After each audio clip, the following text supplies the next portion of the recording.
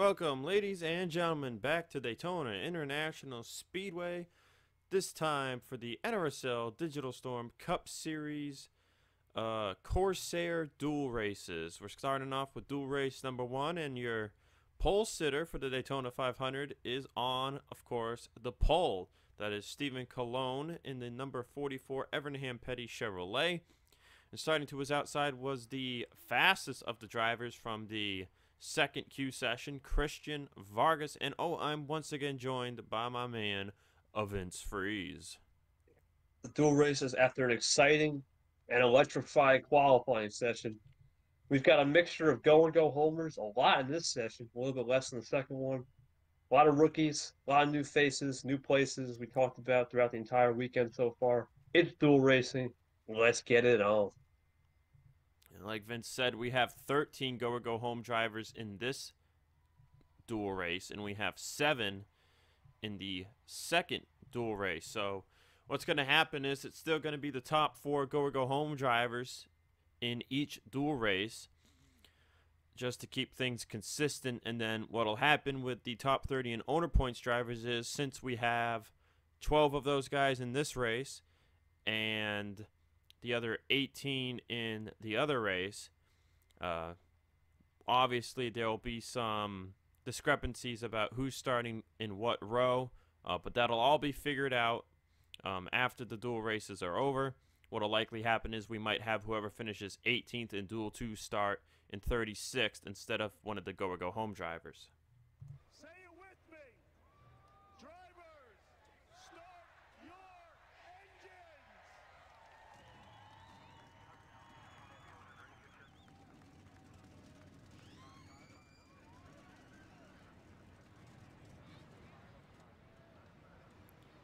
At the same time, what could also happen is, since we only have the 12 drivers in this duel, plus the 4 go homers, that would be the first 17 rows. So we could see some drivers from the outside duel race get to move to the inside row, depending how things all settle out.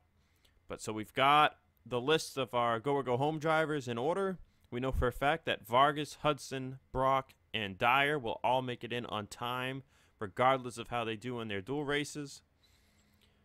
And I believe out of those top 4, everybody but Brock is in duel 1. I think that's correct, yeah. So anyway, we are green flag here in duel number 1. Fun fact, the only other time we held dual races for the Digital Storm Cup Series was back in its inaugural season, 2017. And one of those races was one of the closest finishes ever in series history, 18 1/1000ths of a second. As you see, Cologne gets off to a great start. Fitzwater trying to follow behind. At the pack, seemed like they did not get up to speed.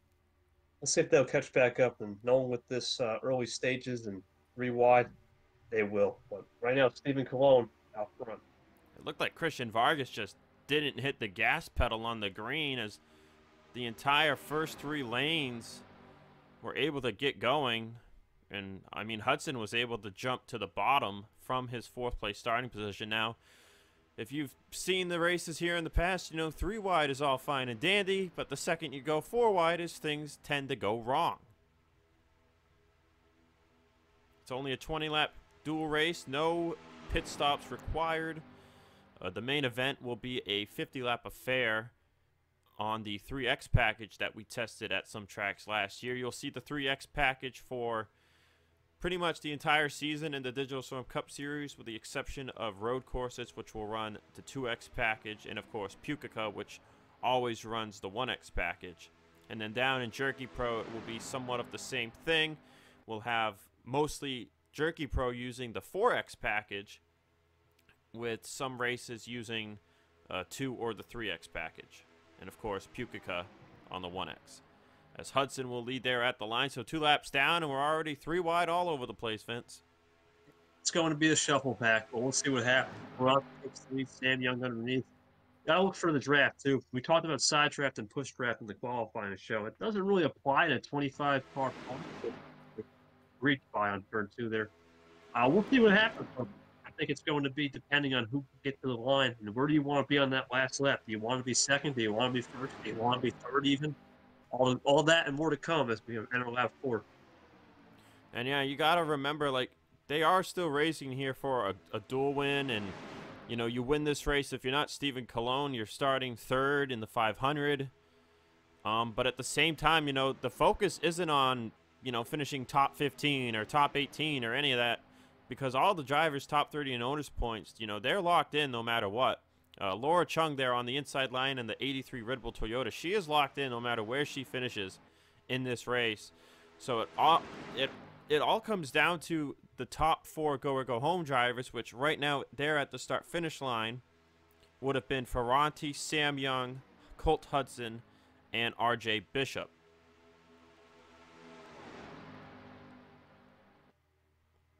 As you can see, Ferranti's still out front, though, as one of the Red Bulls looks to make it 4 wide, but backs off. They're getting tight right there in the middle. That's the second time somebody peeked to look 4 wide. I thought I saw either Hudson or Ellison coming out of turn 2 making a peek to the top.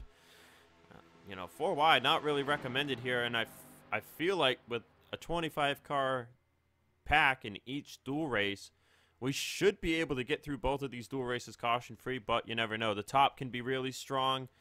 Ferranti's going to block Hudson's run. And, you know, we're already seeing, you know, speeds way faster than we saw in qualifying. Vince, you know, these guys are going to buck 98, buck 99 around the whole racetrack. I think what's in trending here is RJ Bishop CC McShane tries that same peak 4 wide, but Bishop is going to give her the lane, and it's going to turn Sam Young down the track. Back up they go. And we've got our first flip of the season, Vince. The freeze flip counter's back, but that's the big one as Sam Young is got to watch out here. Bouchard. Oh, everybody's just going to barely miss Sam Young, but that is a tough, tough break for Sam Young.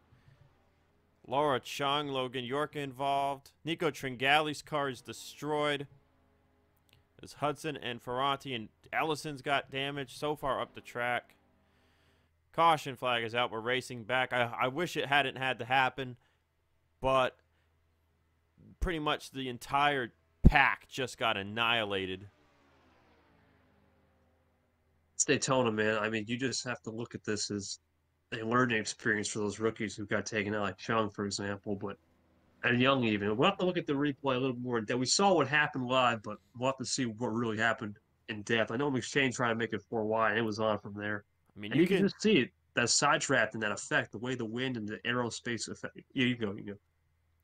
Well, you can just, you know, just before the whole side draft point there, if you look at the leaderboard, you can just see how many cars were affected by that because pretty much everybody but the top 2 had to slow down in some capacity. Ellison with damage. Alexander Rowe with damage. Bishop has damage. I mean, Cologne. As long as Cologne finishes this race, he will keep the pole. But if he retires, that would be huge, Vince. The winner of this race would start first. The end of the qualifying session, those guys just had to stay out of trouble to keep their spots, as you can see Logan York destroyed. Logan York's car is destroyed. You see Sam Young, Nico Tringali also destroyed. And no one came down right away to retire, so I mean, makes me believe everybody could continue. But so, see, we're on the 1X package here, but this split right here just shows you how many cars have substantial damage that they need to come down and repair. Look at that. Ellison's going to lead a ton of drivers down, and this kind of just gives us the idea of who missed this crash and who was affected by it. The biggest winner out of everybody. He was at the back, and he looks like he avoided everything. I see Kukulon's back there. Vargas with that slow start at the start of the race. Both the RCR, all 3 RCR affiliates in a way. Bouchard and Deaver. Yeah, Germain Racing. We saw Bouchard and Deaver barely missed the flipping Sam Young car down on the apron, so they did great work hitting the brakes and missing all that damage. But so the top 7 we know are damage free, and I mean, unless you've got a little door damage like Ellison or Cologne here and there, I think out of these top 7 are going to be one of the ones winning this race. But You know, you want to talk about the side draft thing really quick, Vince, and then we're going to go take a look at this caution. Yeah, it's just getting too aggressive. You can't be doing side drafting at lap 3 or 4. Save that to lap 15, 16. As we talked about in many past races last season, side drafting is key. But as you see, it looks like that's someone coming out of the pits there as everyone's coming out. See, that's the problem for Ellison, too. Can he get past some of these damaged cars and as they all try to file in line? But yeah, we'll see what happens on this next restart. We're going to go to break. Let's get it. Taking a look at our first caution of the season, and Priya McShane looks 4 wide. RJ Bishop moves up, but Sam Young's like, we're not 4 wide, dude. What are you doing? Contact gets made down the track to go. Sam Young, you see, spins out, loses control, and then Bishop hits the grass, and he locks it up too. And we are along for the ride, Vince. McShane nowhere to go. Hamid, Ellison, everybody. Everybody just had nowhere to go except for Ellison. Ferranti and Hudson there as Sam Young flipped over. Just scrambling for chaos as you see Hamid to the inside. There's Young on his lid, as we talked about. Great avoidance by the 78 there for a second. Just misses Rowe as everyone still scrambles around. Stringali hard. Peter Onjak on the inside. See Shearer spin, Onjak spin. Kukulon almost gets a piece of somebody right there. And everybody's trying to continue, and Sam Young is drifting down the banking on his roof. And then the transition hits. Car starts leaning on the passenger window, and along for a barrel roll is Sam Young. See Bouchard gonna barely miss him. Edwin Justice gets lucky. And then Cole Deaver's barely gonna get by. But I believe we are in store for some onboards here, Vince. Do it. On board with Sam Young.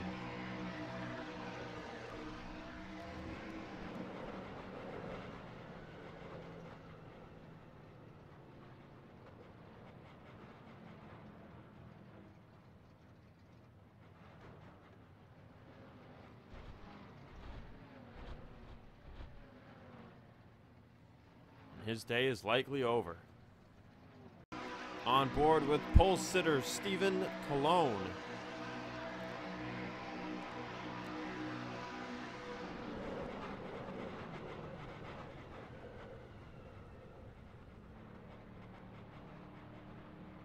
Colon just basically gets sandwiched into the wall. We'll see if he continues.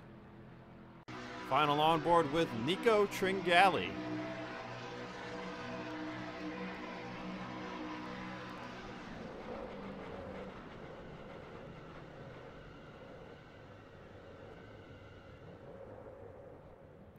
That'll end Tringali's duel race. Actually, final onboard here is with Christian Vargas. Watch how he misses this one.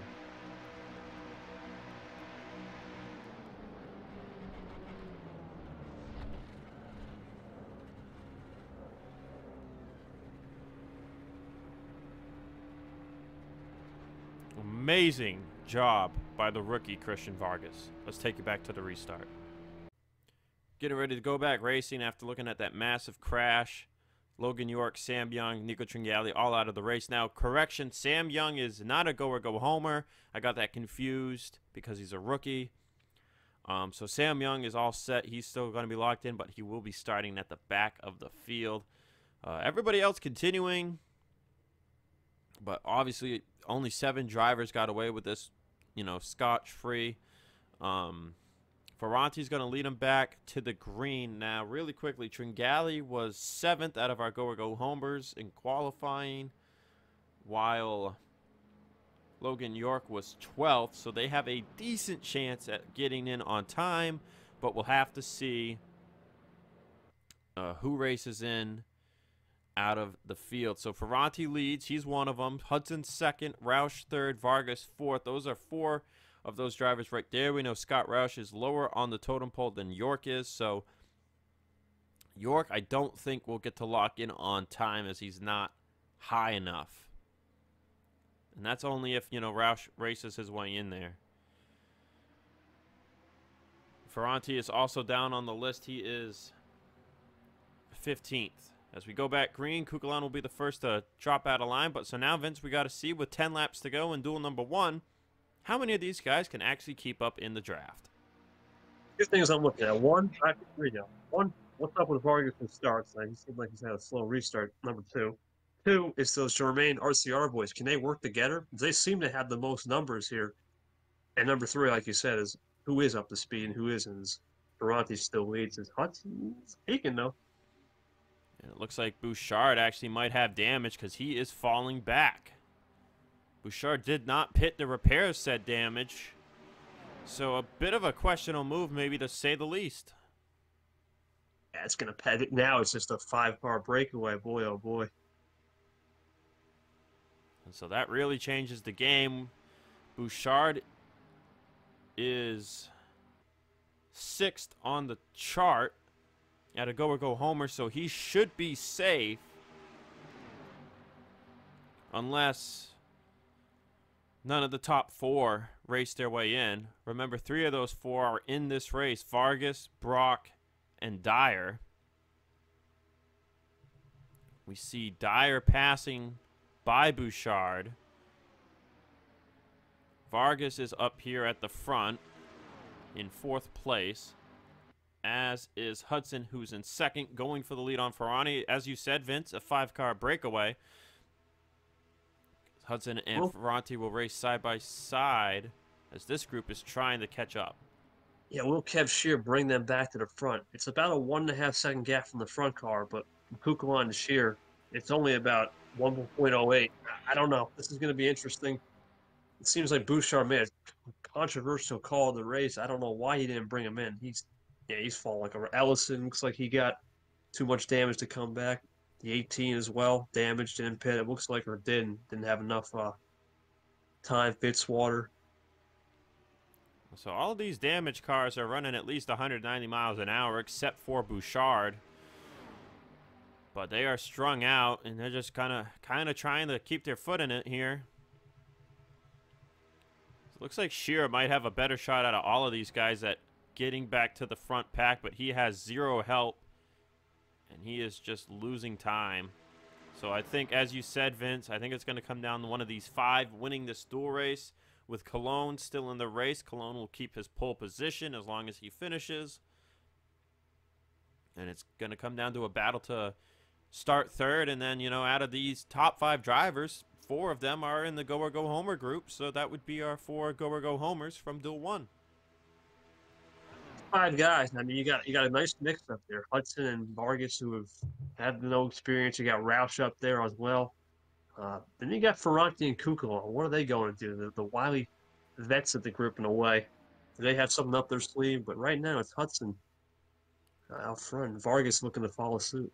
Well, let's not get it wrong, Vince. Scott Roush has no experience, and Hudson, you know, he has some Jerky Pro experience. So Roush is a complete newcomer, no Jerky Pro experience, no Cup experience, but he's got those Roush engines, and he is showing great speed here. And, you know, he missed the crash, so he knows somewhat what he's doing on this play track.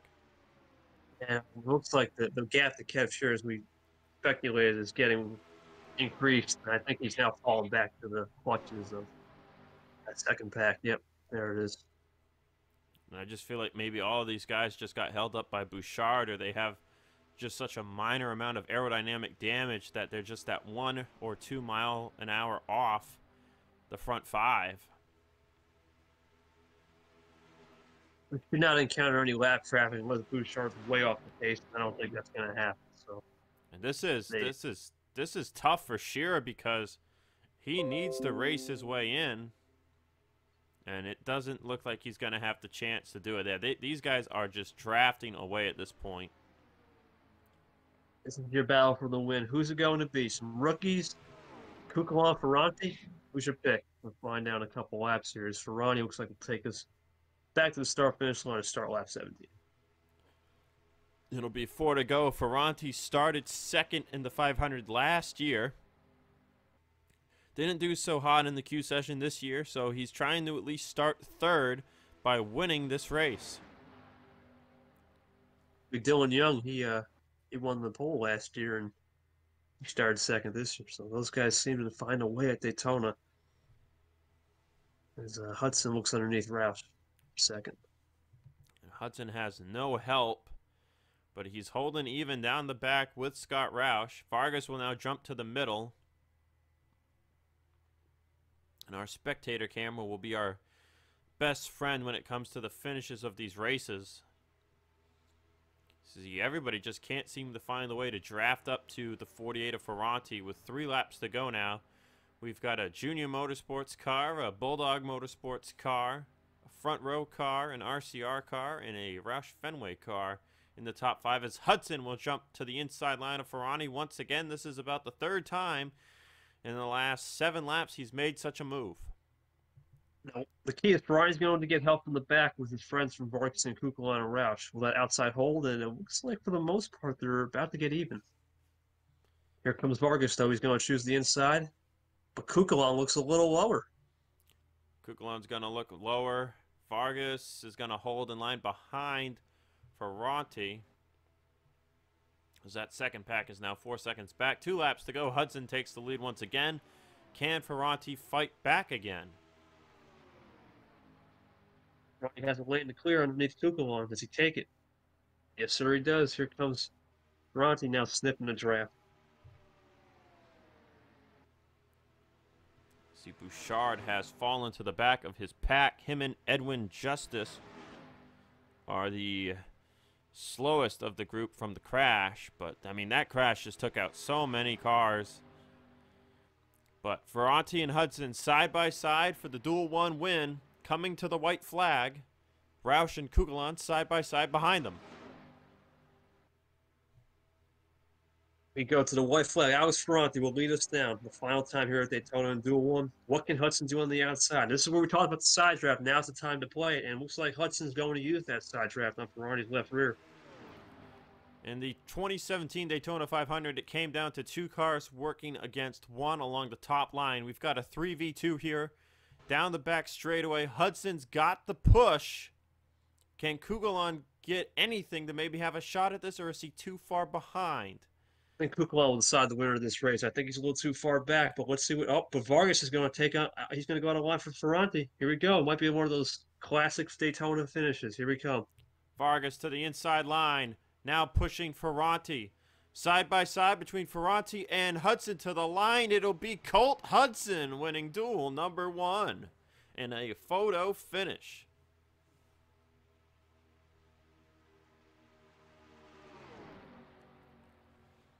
As we mentioned, Hudson, Ferranti, Vargas, and Roush, the top 4 go-or-go homers in this session.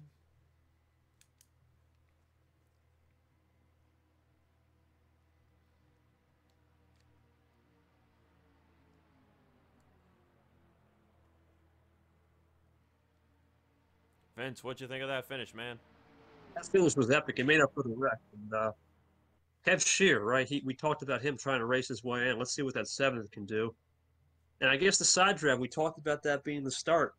It's you live by it, you die by it. And this time, Hudson lived by it as he had the help of Kukulon and Vargas. And then Vargas, he did something interesting. Maybe a move for the 500, maybe a little foreshadowing. He went down to the inside and then swung back up to help Hudson. So we'll see. 3rd place seems to be a big factor in this package. So right now, based on this dual race alone, the 4 drivers that would be locked in on time if they don't advance in their respective dual race would be William Brock, Samuel Dyer, Amanda Evans, and Daniel Bouchard. Dyer and Bouchard were in this dual race, so those 2 are guaranteed to move forward. So we'll have to see if Brock and Amanda Evans are able to race their way in. You continue down the list. You've got Nico Tringali, who was in this dual race. And then the other driver next up on the block from Duel 1 would have been James Ellison in the 88. So it's all going to come down to whether Brock, Evans, Diego Yepes, and Zach Flickinger race their way in. If Tringali and Ellison are to make the race, it would be big if Tringali did not make the first race of the season. However, I don't think it would hurt him too much in the long run with all the talent he's got behind the wheel. But a tough break for Tringali and Logan York. York definitely not going to make the event. And that does it for us here in Duel 1. We will see you guys in Duel 2. Welcome back to Daytona International Speedway, ladies and gentlemen. We're gearing up for duel race number 2 with your outside pole sitter Dylan Young and second fastest in the second Q session, Will Parrish, on the front row. Vince, man, after that big crash in Duel 1, there's a lot of things to talk about for the Go homers. But first, let's get through the starting lineup for Duel 2 and your thoughts overall on Duel 1 and what to expect for Duel 2. Duel 1, we saw that wreck around lap 4 and 5. We saw the pushing and aggression ramp up literally after lap 2. But we see the same thing. We got a little bit more of a mix here. Let's go homers. Some scenarios you're going to talk about. We only got about a minute and a half, so I'll give it to you. Roll back to touch on the scenario. So we saw in duel race number 1, Colt Hudson took the checkered flag and the win over Alex Ferranti. Christian Vargas finished 3rd. Scott Roush finished 5th. Those 4 drivers were the highest go homers in that duel race, so those 4 have locked themselves in. As of right now, locked in on time will be Samuel Dyer and Daniel Bouchard, both from duel race number 1. If William Brock and Amanda Evans in this duel race don't finish top 4 out of the Go homers, they will lock in on time. The question marks are for Nico Tringali and James Ellison. Now, Tringali just has to have Evans or Brock race their way in, and he will make the Daytona 500. Ellison needs Brock, Evans, Diego Yepes, and Zach Flickinger to be the 4 guys exactly to race their way in for him to make it in on time. Out of a chance at making it are Logan York, RJ Bishop, Priya McShane, and Kev Shearer. Drivers, start your engines!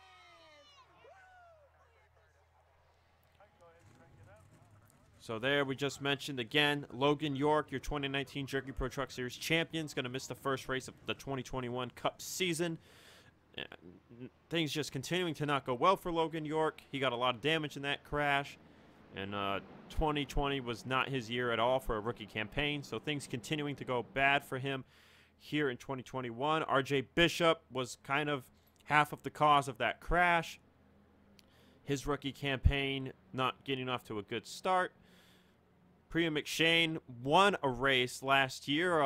Vince, if I remember correctly, she was my prediction for the sophomore slump. And one race in, you know, you miss a race. It's not looking good, but she is a go homer driver, so I think things will turn around for her. And then Kev Shearer, just not what him and Starcom needed, and they just weren't able to draft up to the main pack there going off of that restart. Dylan Young will lead him to the green flag. If Dylan Young can keep his car clean and just finish this race, he will retain his second place starting position. They work second on time on Dylan Young, and Will Parrish got a better start than Christian Vargas. A more even tone, even keel field.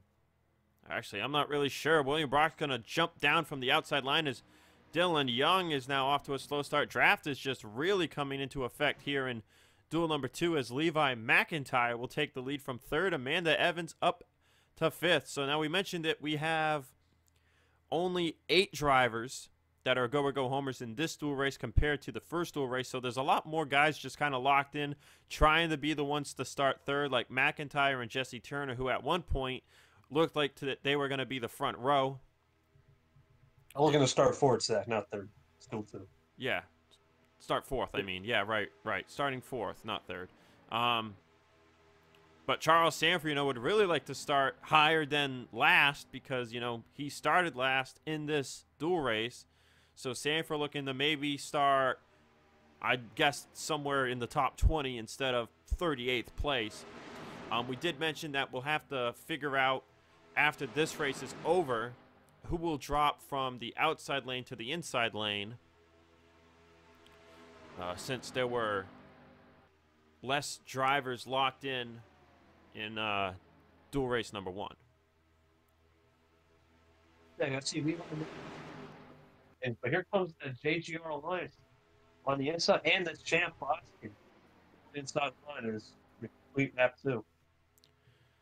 Samet Oskin moving up there on the inside line. Gonna push Trey Smith here maybe to the lead if Levi can't hold him off. So far so good. Things are just 3 wide here in dual race number 1.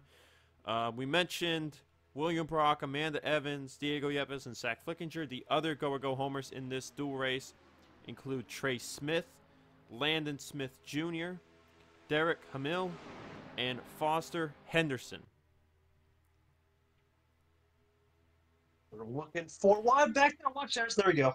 Oh, and they're crashing. Zorlan Yepes is going to go straight towards the inside wall. Oh, and he nailed it. He nailed it. He went straight towards the inside wall, and I saw his car turning back across into the grass, and that looked awful. Caution flag out a few laps earlier than Duel 1. Amanda Evans' car is clean. That looked to have involved most of the guys who are locked in, such as Jesse Turner, Jonathan Zorlan, Charles Sanford, Landon Smith Jr., and Yepes. Yepes is actually driving away in this thing. That is surprising. That thing is destroyed. But everybody under power. As though they're going to check up. Oh, Zach Flickinger is going to slam in the Carabelle. Keith Rich might get a piece. I think I saw Dylan Young hit Amanda Evans. But everybody else is woeing it down safely.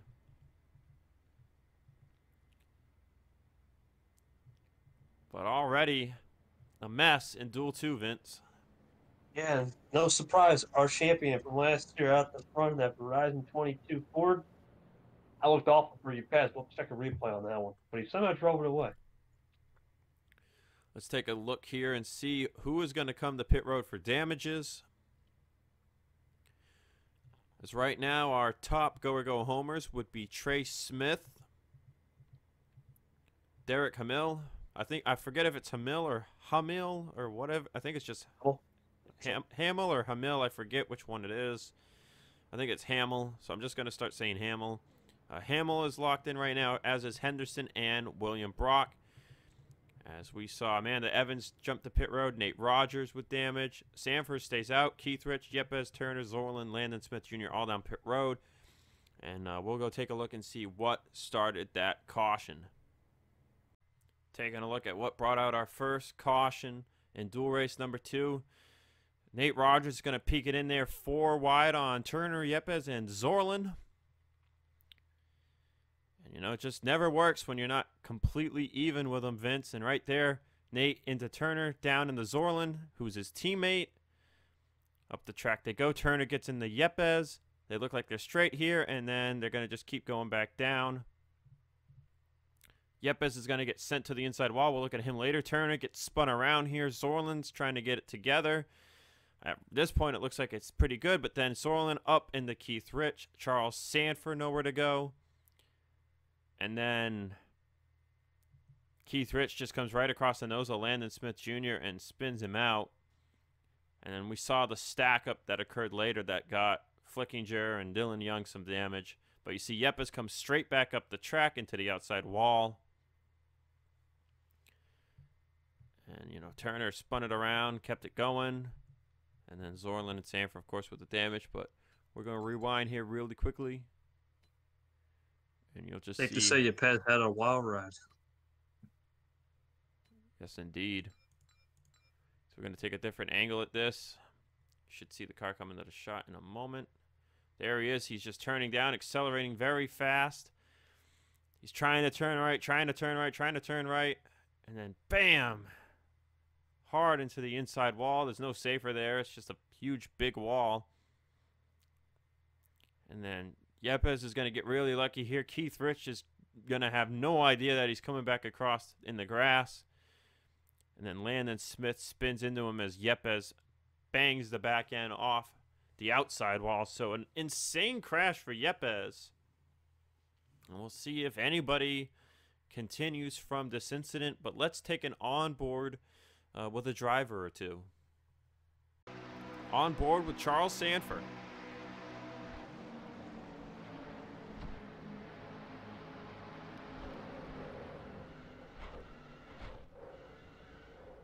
was just such a small tap. Vince gets him in the wall, gets some damage, and that's likely going to take away any chance of Charles moving up through the running order to start higher up in the main event. Let's show you the second onboard. Onboard with Diego Yepes. Hold on to your seatbelts.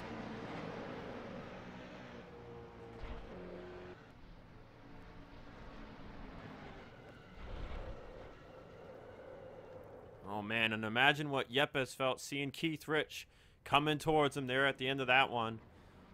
But Yepes able to drive it back to pit road at the very least. Spoke too soon. One last onboard here with Keith Rich. Just watch how he gets through this. Big save there, and oh man! Heart Attack City. Let's take it to the restart. Getting ready to go back racing. Diego Yepes is the only car out of the race, so that is going to knock out Ellison's shot at making it in on time. So Ellison will DNQ his first attempted cup race as well. Oskin currently leads. Quentin Moore second. Ace Rogers third. Your top four go homers right now are Trey Smith in fourth, Derek Hamill in eighth, Foster Henderson in 10th, and William Brock in 11th. That would mean Amanda Evans and Tringali would currently lock in on time. Green flag is back out. Oskin leads. Ace Rogers with a bit of a good jump there in third place, as we have 13 laps to go in Duel 2. Drivers as well. I think the way that first wreck in the first duel took out most of the field, that was a smaller incident. I think most of these guys should be up to speed, and we should be back going to 2-3 wide in a short moment. Just I kind of keep just looking at the sheet to make sure that I got this right. But so I believe with Dyer and Bouchard locked in on lap times, it would be Brock and Evans at the very least from this duel if they don't race in. Tringali, if one of them races in. If two of them race in, it would be Yepes. So I believe that also knocked out Zach Flickinger from being able to use a lap time to lock in because of Yepes being out of the race. As you can see the split on the track right now, we've got about a 12-car pack. Carabel, Parrish are trying to keep up. They're both locked in. There's Zach Flickinger. You can see Amanda Evans is just way, way back here right now. So it looks like Amanda Evans' damage is going to have her be one of the lock-in on speed. And Zach Flickinger, I think, might be out of luck unless he can catch up to this pack. But it looks like they are drafting away from him. You're right. I mean, we're not out of the question yet with that. 15-car pack, 14-car pack. That's possible, so I wouldn't count anybody out yet. Brock and Parrish at the back. Actually, all the JGR boys are at the back. And Carabel. So Toyota seems to have a strategy here. Just remember that the 19 is a KBM car with the 95 of Logan York. Joe Gibbs is the 11, 18, and the 20. Joe Gibbs. So just so everyone's clear, it's different IRL. It's you know. But anyway, so the 1995, they are teammates. The 11, 18, and 20 are teammates. But it is the same kind of principle as Hendrick to Junior Motorsports, where they are in a very close technical alliance. So Hamill leads there at the start-finish line as Foster Henderson moving up to second as we're going to go 4 wide. Vince, you might be right. We might not be done wrecking.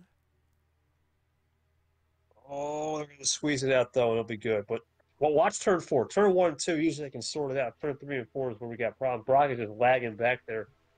Maybe that's a smart strategy, but we'll see. It might be Carabel on the inside, might try to look for something over-aggressive. But Foster Henderson leads as we hit lap 12 coming up. And Henderson's teammate, Stephen Colon, is on the pole, and he would love to start at least 4th. And he is one of those go homers trying to race his way in.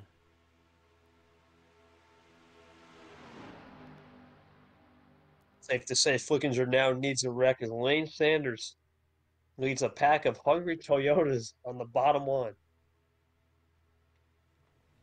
Let's see, other go homers in this pack include Derek Hamill. And then I believe the only other ones are Trey Smith and William Brock. I believe that is all of them. So yeah, we have 4 go homers in this pack, Vince, and just like Duel 1, you know, all 4 of them are up here. Yeah, the only difference is Duel 1 had a set of 5. This is a set of 14. It's anyone's race, I think. But the track is proving to be clear and cut. As you can see, Henderson's doing what he can do to block all 3 lines. But as well as the side draft, we talked about that. Once it's under 5 to go, it's all bets are off. Lane Sanders is trying to lead that group of Toyotas to the front, but Henderson's doing a great job as a rookie. So if William Brock races his way in, that would put Amanda Evans and Nico Tringali into the race on speed.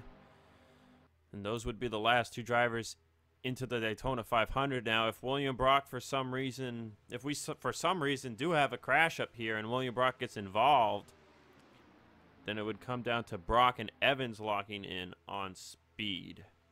Unless Evans finishes top 4. But you can just see the second pack in this case is nowhere in sight, as 2018 Daytona 500 winner Andrew Rich is looking for the lead on Henderson. Rich is notorious in this series. He knows what to do. As Henderson, though, is going to have a bigger run as Lane Sanders looks for 3 wide, still trying to lead those Toyotas to their front. Got to give Foster Henderson some credit. Holding off a former 500 champion in this dual race, got to give him confidence. Don't forget, 2-time Cup champ Allison Rain is right there behind Andrew Rich. Those are 2 of the most winningest drivers in Digital Storm Cup Series history. Allison only behind Seth Cole and Andrew Rich on that list. Logan Williams using the top line to try and draft past Andrew Rich. So trying to make the top work there is a group of rookies. Williams has Derek Hamill right behind him as Henderson is going to block the top line.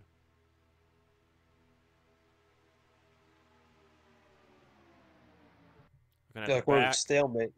Yeah, looking at the back here really quickly, Landon Smith Jr. You can just see so much damage on his 28. Charles Sanford isn't going to start much better. Sorlin, Keith Rich, Dylan Young still in it. He'll retain his starting position of second, but, you know, Nate Rogers, Jesse Turner, and, you know, Zach Flickinger right here is going to DNQ from this race. But Amanda Evans is safe from her lap time. And there's the big pack. Like I said before we cut off there, it was that stalemate effect. It seems like no one can get a run on Henderson. He seems to be blocking really well, and maybe it just shows you that Toyotas aren't as strong and Rich needs more help. I don't know, as they're looking 4 wide almost. Hamill thought about it, but Williams moved back down and right in front of him and prevented that hole from opening up. As we saw the middle and the top getting much better runs down the back straightaway compared to the inside line. As you can see, Lane Sanders starting to lag back on the bottom. 4 laps to go in duel number 2, and it looks like we're going to have lap traffic in the form of Landon Smith Jr. Well, we have not seen this all weekend. How will these guys and gals avoid Landon Smith Jr. could be the key to the race. As you see, watch Henderson here. He's just going to get all but Rich, that veteran move. He's going to side draft Henderson, take away some of that aerospace. Here comes Lane Sanders looking underneath. And now we're all equal. Here we go. Andrew Rich, just like Amanda Evans, has 2 super speedway wins in the Digital Storm Cup Series, the 2018 Daytona 500, and a win at Armory Digital last year. 3 laps to go in dual race number 2, as now the middle is starting to get suckered up as Henderson going to try and find the best way around Landon Smith Jr. What's it going to be? Henderson slows up. Williams slows up on the top. But Williams to the outside to the lead past Foster Henderson. Side 2, it's both Toyotas and Ace Riders. Those guys seem to be the benefactors of that. Now it's separated with 3 to go. Lane Sanders, Carabell, Will Parrish, a ton of rookies. getting by immediately. Andrew Rich going to get lagged back from that. It looks like Derek Hamill, Quinton Moore, Levi McIntyre going to be hurt the most. As now it's really down to just a battle for 4th place and the dual win with 2 laps to go. Henderson to the inside of Logan Williams. Talked about this in the first duels. What does Lance Sanders do? Who does he want to work with? Or is Lance Sanders still in this and can win it on his own? But where's his Toyota friends? Here they come. This is not over yet. That 4 car has been fast in the history of Daytona. Philip Parker won it. The 2017 Daytona 500 driving the number 4 for Stuart Haas when it was a Chevy. And Edwin Mendez got the pole in the number 4 when it was a Ford in 2019. And now Chevy last year for Stuart Haas, back to Ford this year. Can Lane Sanders, who has no experience at all in the Cup Series or the Truck Series, can he get a dual win? Ace Rogers pushing him at the white flag. Also Rain's behind. Can Sanders do that freaky fast tango with somebody get to the front? Here comes Henderson's going to get a little flat trap. Here comes Allison Rain on the bottom. 3 wide for the race lead. Sanders decided the top was going to be his best option. They are even down the back straightaway. Allison Rain is just up ahead, though. A little bit edging out Sanders and Rogers. Veteran experience proving key. Here we go to turn 3 and 4. Allison Rain went a full year without winning a race in 2020. And now coming back in 2021, Allison Rain's going to win duel number 2 at Daytona.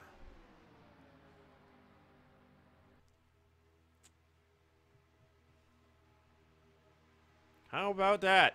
And defending Daytona 500 winner Jessica Shelton will start 6th.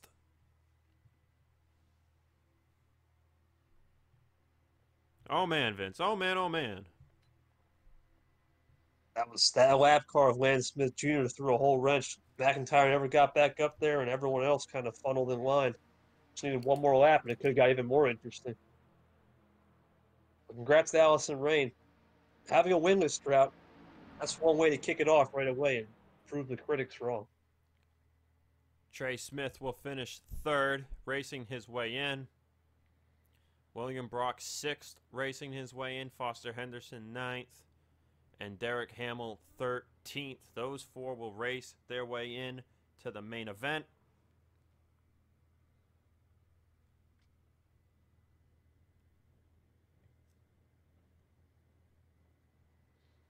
And in a moment, we'll know who is in on speed.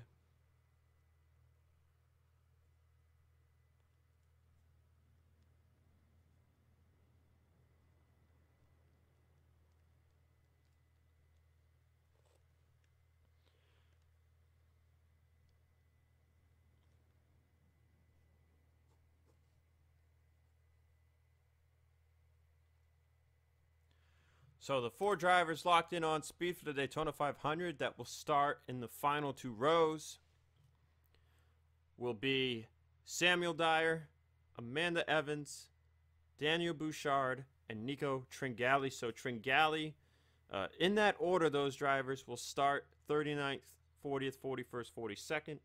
So Dyer and Evans in row 20, with Bouchard and Tringali in row 21.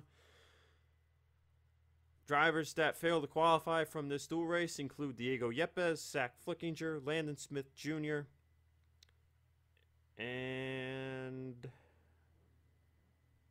yeah, that's it. And then James Ellison failed to qualify after he got knocked out by Yepes retiring from the race.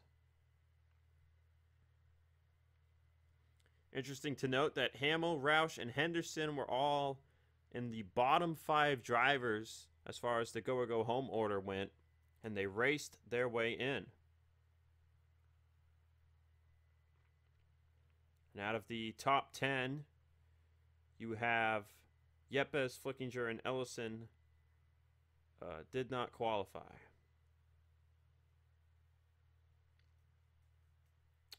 So that is it for the dual races today.